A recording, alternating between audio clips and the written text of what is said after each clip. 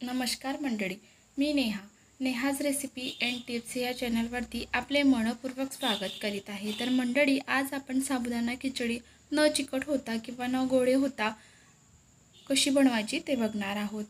तर तुमचा सुद्धा साबुदाणा चिकट होतो का किंवा थंड झाल्यानंतर असे गोळे तयार होतात का, त्यासाठी काही टिप्स सुद्धा पाहूया। तर एक एक दाणा आणि दाणा बघा किती मस्त असा फुललेला आहे। तर जास्त काही वेळ न वाया घालवता लगेच आपण रेसिपीला सुरुवात करूया। इथं मी साबुदाणा घेतलेला आहे। तर सर्वात मोठी चूक आपण साबुदाणा भिजत घालायला विसरतो। तर त्यासाठी अगोदर रिमाइंडर सेट करायचं आणि साबुदाणा भिजत घालायचा। आणि जर आपण विसरलो तर साबुदाणा थोडासा गॅसवरती भाजून घ्यायचा, रंग बदलू नये असा, आणि 1 तास भिजत घालायचा। किमान 1 तास तरी भिजायला लागतोच। तर तरीही तुम्हाला जाणवत असला की थोडा भिजलेला नाही, तर थोडंसं त्यावरती पाणी गरम करून शिंपडायचं। छान असा साबुदाणा मऊ होत असतो। तर इथं मी 1 वाटी भरून साबुदाणा घेतलेला आहे। दुसरी टीप अशी की जेव्हा आपण साबुदाणा भिजत घालत असतो ना, तेव्हा फक्त 1 ते 2 पाण्याने धुतो आणि लगेच त्याला भिजत घालत असतो, पण तसं करायचं नाही। साबुदाण्याला तुम्ही बघितलं असेल धुत असताना किती पांढरं असं पाणी निघालेलं आहे, तर हा स्टार्च आहे।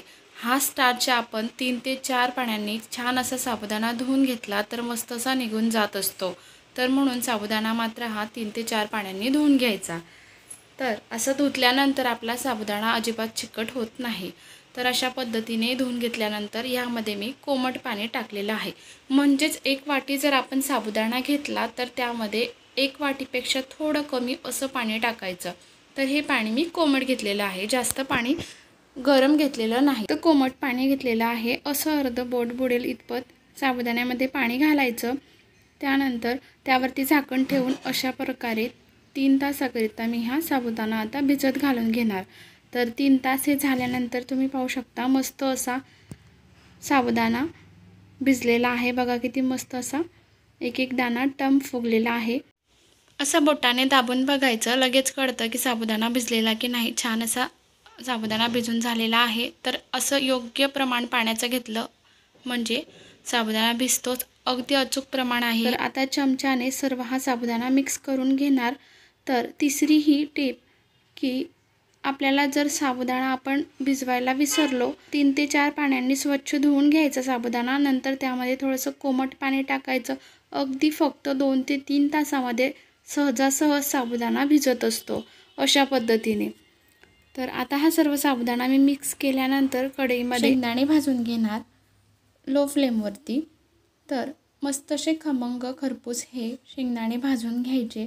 तर चौथी टीप अशी की शेंगदाणे भाजत असताना तुम्ही यावरती फक्त 1 टेबलस्पून पाणी देखील टाकून छान असे खरपूस हे शेंगदाणे भाजून घेऊ शकतात। तर काय कृती आहे ज्यामुळे सहजासहज शेंगदाण्यांची टरफलं हे ओपन होत असतात। ते काय, शेंगदाण्यांमध्ये तेलासोबतच थोडासा पाण्याचा अंश असतो, आणि जर आपण शेंगदाणे भाजत असताना मात्र थोडंसं त्यावरती पाणी शिंपडलं म्हणजे पाण्याचं बाष्पीभवन होतं आणि शेंगदाणे लगेच टरफल सोडायला लागतात।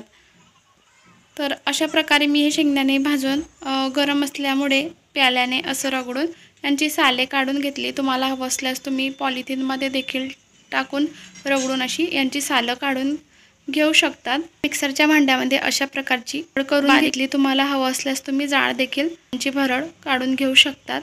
तर मला अशा प्रकारची हवी म्हणून मी असं काढून घेतलं। त्यानंतर 2 बटाटे छान असे उकळून घेतलेले आहेत, आणि थंड झाल्यानंतर आता ह्या बटाट्यांची साल काढून घेणार व यांचे काप करणार। पडलेल्या बटाट्याऐवजी कच्च्या बटाट्यांची देखील बारीक काप करून साबुदाणा खिचडीमध्ये घालू शकतो। तर अशा पद्धतीने बटाट्यांचे काप केल्यानंतर इथं मी हिरव्या मिरच्या घेतलेल्या आहेत। तुम्हाला हवं असल्यास तुम्ही चिली फ्लेक्स पावडरचा देखील वापर करू शकतात। तर तिखट हे आपल्या चवीनुसार, आपल्याला जास्त तिखट हवं आहे की फिकं त्यानुसार त्यामध्ये मिरची किंवा चिली फ्लेक्स पावडरचा वापर करायचा। तर आता सर्व हिरवी मिरची मी इथं अशा पद्धतीने लांब आकारामध्ये कट करून घेणार। तर सर्वप्रथम गॅसवरती कढई ठेवल्यानंतर त्यामध्ये साधारण अर्धी वाटी इतपत तेल टाकायचं। जास्त तेल टाकायचे नाही, जेणेकरून साबुदाणा खिचडी ही तेलकट होईल. तर तुम्ही तेलाऐवजी तुपाचा देखील वापर करू शकतात उपवासासाठी. तर तेल छान असं कडकडीत तापल्यानंतर त्यामध्ये 1 टेबलस्पून जिरं घालायचं. त्यानंतर मिरची टाकून द्यायची कट केलेली. तर मिरची जशी आपण चिवड्यासाठी खरपूस भाजून घेतो ना, तशी सेम भाजून घ्यायची. साबुदाणा खिचडीमध्ये छान अशी लागत असते. तर त्यानंतर ह्यामध्ये बटाट्यांचे काप देखील टाकून घ्यायचे अशा पद्धतीने आणि मिक्स करून घ्यायचं. तर बटाट्यांचा स्वाद साबुदाणा खिचडीमध्ये फिका असा लागू नये त्याकरिता इथं थोडंसं मीठ घालायचं बटाट्यांवरती आणि परत मिक्स करून घ्यायचं आणि 2 ते 3 मिनिट छान असं तेलामध्ये फ्राय करून घ्यायचं. त्यानंतर त्यावरती साबुदाणा टाकून घ्यायचा. तर इथं गॅसची फ्लेम मी लो ठेवलेली आहे.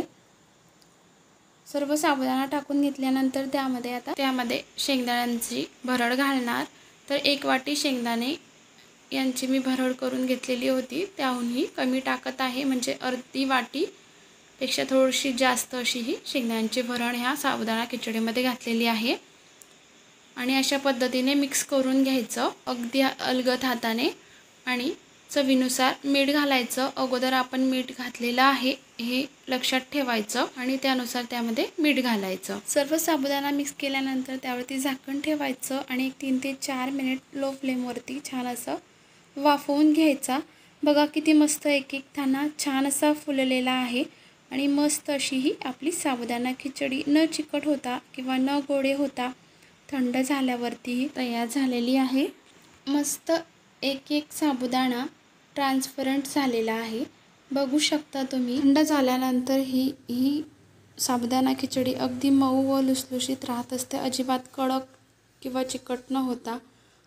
अशाच पद्धतीने तुम्ही जर बनवाल तर अशीच मस्त अशी लुसलुशीत साबुदाणा खिचडी तयार होते. नवशिकाऊसुद्धा न चुकता अगदी परफेक्ट अशाच पद्धतीने साबुदाणा खिचडी बनवू शकतील अशी नेहमीप्रमाणे माझी ही साधी सोपी रेसिपी आहे.